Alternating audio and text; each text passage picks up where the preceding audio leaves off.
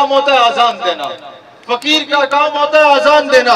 लोग पूछते होंगे कि यार सेनेटर साहब पता नहीं कब से इस काम पे लगे हुए, कुछ मिला या नहीं मिला। जिस पार्लियामान में अंधे, गूंगे, बहरे और मुर्दे बैठे हुए हैं, मैं इनको बताना चाहता हूं और इस पार्लियामान के सामने खड़े होकर आप लोगों को बताना चाहता हूं, यहां पर रुके लेकिन फिर तुम्हारे जहन में आया कि सियासत चमकाने का वक्त नहीं है।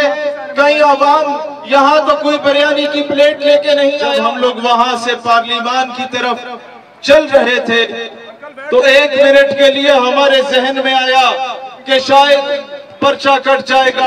गज़ा के मज़लूम बचाओ, गज़ा के मज़लूम बचाओ, इज्जत दिखाओ, इज्जत दिखाओ, खालिद की अलगार बनो,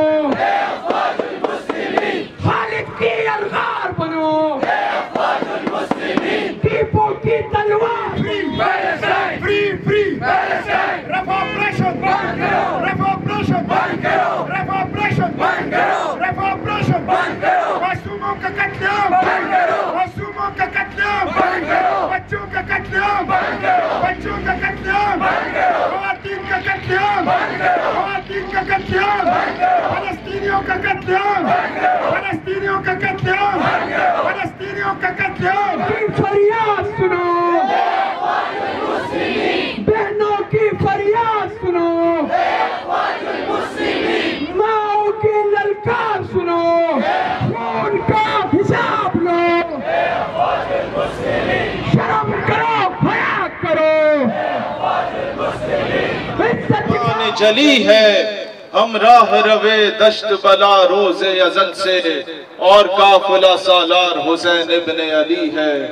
मेरे दोस्तों, मेरे भाइयों, मेरी बहनों, मेरे बच्चों, अगर इस राह में जब हम लोग वहां से पार्लियामान की तरफ चल रहे थे तो 1 मिनट के लिए हमारे जहन में आया कि शायद पर्चा कट जाएगा या FIR काट दी जाएगी।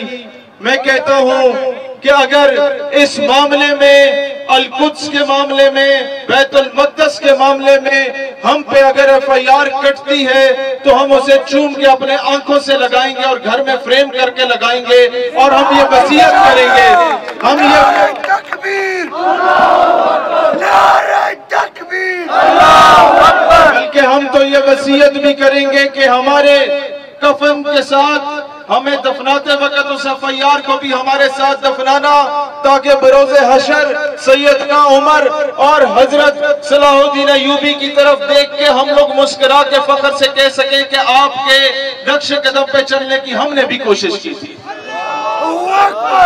नारे तकबीर, नारे तकबीर।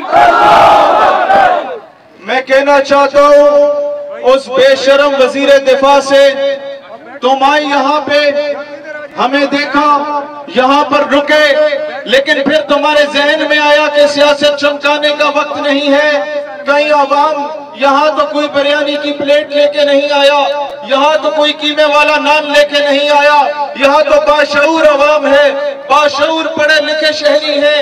ये हमसे पूछना लेके वजीर दिफा साहब, तुम्हारे अंडर तो आर्मी चीफ भी आता है, तुम्हारे अंदर तो नेवल चीफ भी आता है, तुम्हारे अंदर तो एयरफोर्स का चीफ भी आता है, तुम्हारे अंदर तो जो न्यूक्लियर प्रोग्राम है एटॉमिक वो भी आता है। तो जनाब अली, तुम क्यों नहीं ये हुक्म करते, बजाय इधर आके फलस्तीन का झंडा थामते? तुम्हें तो चाहिए था कि अब ऑर्डर करते कि सारे तोपों टैंकों का रुख जो है वो इसराइल की तरफ कर दो।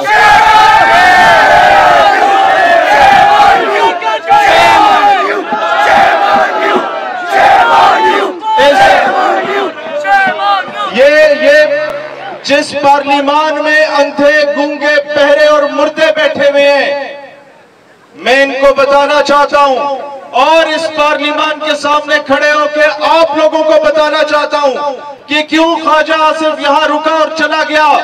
उसे पता है कि अगर अवाम हमसे डिमांड करे कि तुम अफवाज को हुक्म करो, तो आर्मी चीफ तो दूर की बात, फॉर्म 47 से बने हुए MNA का कोई सूबेदार भी बात सुनने को तैयार नहीं हो। लिहाजा मैं आज कहना चाहता हूं कि नौजवानों, जो तुम्हारे इख्तियार में है, जो सेनेटर साहब के इख्तियार में है, देखो उम्र के इस मौके पर भी ये दरवेश का काम होता है आजान देना, फकीर का काम होता है आजान देना। लोग पूछते होंगे कि यार सेनेटर साहब पता नहीं कब से इस काम पे लगे हुए, कुछ मिला या नहीं मिला। ये बात याद रखना। मैं आपको ये बताना चाहता हूँ, 1857 की जंग आजादी में हम मुसलमान फेल हो गए थे। 1920 की तहरीक खिलाफत में हम मुसलमान फेल हो गए थे। गाजी इल्मुद्दीन शहीद के केस में हम मुसलमान फेल हो गए थे।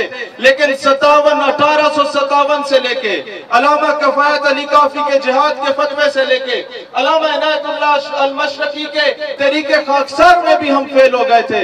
लेकिन 1857 से 1947 तक की 90 साल की जदोजहद में क्या हुआ?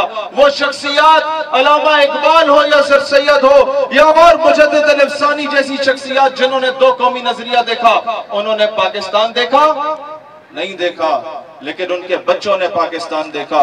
सेनेटर साहब, मैं आपसे कहता हूं, इन नौजवानों से कहता हूं कि आप जदोजहद करो, हम ना सही हमारे आने वाली नस्लें एक आजाद बैतुल मक़दस में अजान भी देंगी और नमाज भी पढ़ेंगी इंशाअल्लाह।